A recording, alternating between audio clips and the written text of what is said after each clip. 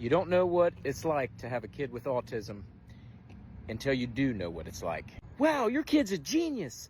He can read and write at a 6th grade level when he's 3. He knows all his shapes. He knows everything he sees, he remembers. How awesome is that? Well, you don't think about the times where you're in the restaurant and one of the fans aren't working and he has a complete meltdown and screaming like he's in pain and everyone's looking at you like you're a bad parent. Or if another kid would like to play with him and touches one of his things, he has a meltdown. You wouldn't know what it was like to tell your other kids that you're not going to be able to spend as much time with them now that you have their brother because he needs you so much more.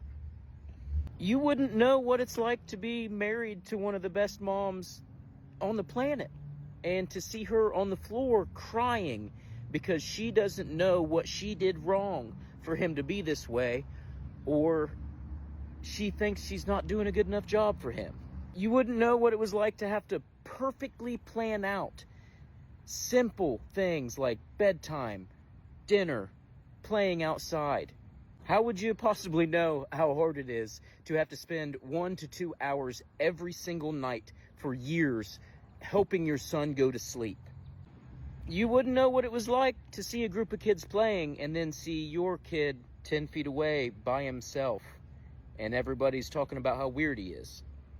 And thank you so much to everyone, all of the other parents who try to give advice and say what they would have done, but the same things that work for other children will not work. Me and my wife were in our 30s when we had our son.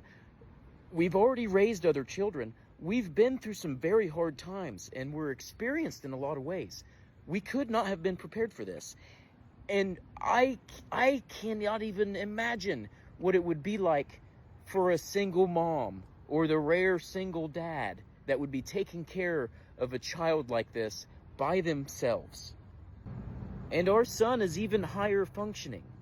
This could have been way worse, and it's way worse for so many people. Certain things you can't understand unless you've been there. And all kids are different, and there's so many different situations that are hard on everybody. And if you're fucking exhausted and tired and feeling like you're losing your fucking mind, it doesn't mean you're a bad parent.